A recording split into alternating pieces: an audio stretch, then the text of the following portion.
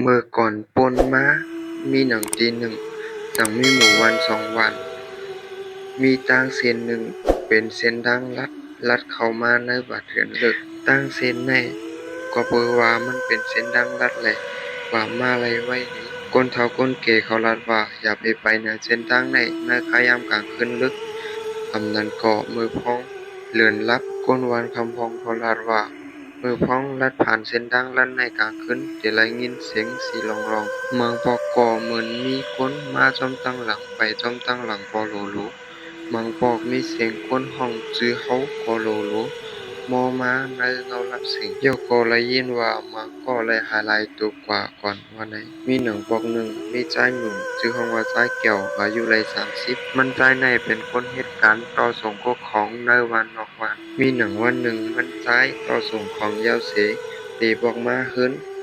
พ้องยามนั้นเมืองก็รับเสียงเหย้าเส้นทางอันมันจ่ายไกลกว่ามากก็เปิ้นปิกแวดเหย้ามีเส้นทางเหลวอันเดพอกมาขึ้นไหลก็มีเส้นทางลัดในบ่าหิวอันคนวานเขากันว่าเต็มไหลกว่ามาในขยามกลางคืนกวยกะว่ามันจ่ายแน่อยู่ลองเพียรลองผีสังเกเดมาเส้นทางลัดในขยามกลางคืนเหย้าก็เป็นพ้องเดินลับแถมเส้นทางเส้นในเดมือเดจากเข้ามาก็เดมีทั้งพกๆคักๆ คิมแคบข้างตั้งก่อที่มีต้นไม้ใหญ่ไม่ลงเสคุก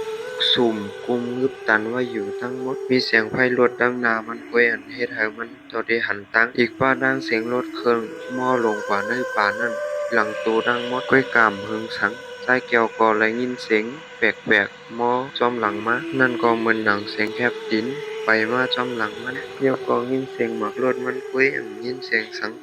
มันใจจังละตัวมันขึ้นว่ามีสังในอยู่ก้วยกาว่าถังเสียงแคบดินนั่นหลังขึ้นมาร้อยมันหนังมีก้นหมังก็ไปเข้ามาจำทิกมันใจขับรถมาก็ถึงครึ่งตั้งเย้าไฟหนารถจังท่องหันเสลองมีอยู่ในกลางตั้งนั่นก็เป็นทางผู้หญิงก้อนหนึ่งใส่เสื้อสีขาวกองหลังสู้มันใจ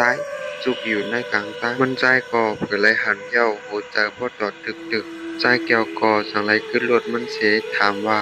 สู่เป็นภัยค่าในเสก้วยกาว่านางยิงก่อนนั้นตอบมันนางก่อสั่งไหวนามันมาร้อยสีนามันนางเป็นสีขาวก้วยกาว่ามันนางมีหมักตามมีสีซบมีหน้าตาเป่ามันใจกดไรตกใส่เสจังหลิมรถมันแล่นไวก้วยกาว่ามันเดวให้ดันให้ก่อเย้า เมื่อหนังมันตึกยินเสียงคนลำจอมหลังมันอยู่มันใจสั่งไหวด้วยมันจำภายขวามือนั่นจังไรหันนางยิงก่อนนั่นเลียนลำมันเหมือนหนังคนเลียนลำรถนั่นอยู่กำนั่นแพบตากุ้ยมันใจไหวด้วยดังหนาก่อตัวนางยิงก่อนนั่นมาปอดังหนามันใจเกี่ยวก่อจังไรยับหลีกมันเสรวมสายไปดินดินนั่นเผื่อว่ามันใจลุกมากขึ้นก่อมันจังไรไหวกว่า มีป้ายไม้อันหนึ่งวางไว้อยู่ข้างตั้งมันใจวนว่าเหมือนมีเสียงร้องจุกอยู่ด้านหลังมันใจก่อมฮัดไหวกว่าตุ้ยตอนมีด้านหลังมันนั่นจังไหวหน้าเสเรียนกว่าตั้งหน้าเด็กๆเยาะกำนันก่อจังมีเสียงนางยิงก่อหนึ่งลาดว่าตุ้ยหน้าเฮาแหละสูเคยหันหน้าเฮาใจหือให้อยู่ใจแก้วก่อจังแน่นแล่นกว่าพวกรถมันเสแน่ทอรถมัน กว่าเด็กๆก้วยกะว่ามันเดเขาไว้ตัดหือก็เหย้ามันตุ้ยต้นไม้ทิ่มข้างตั้งก็เหมือนที่เก่าที่เร็วอยู่ติ๊กๆเหมือนอ่ำค่ายที่มันวนว่ามันเต็มออกกว่าที่หลายๆเหย้ามือพองนั้นก้วยมันจังขันข้างนางยิงก้อนหนึ่ง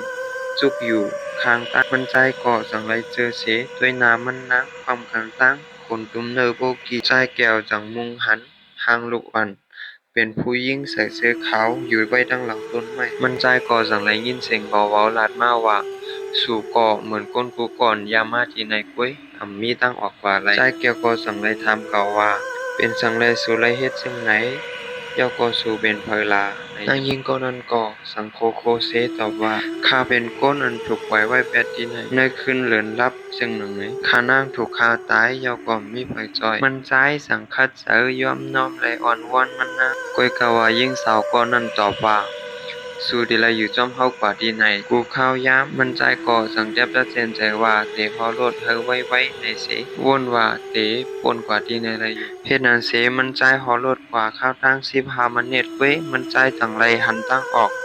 ตีป่าเหี่ยวอันไหนอยู่ยาวเฮ็ดนั้นเสเปิ่เมื่อถึงวันย่อก่อกลางในเมืองแรงม้าสั่งลาดว่ามันเป็นรองเต้ในเสยอมรับรองว่ามันมีผีในอยู่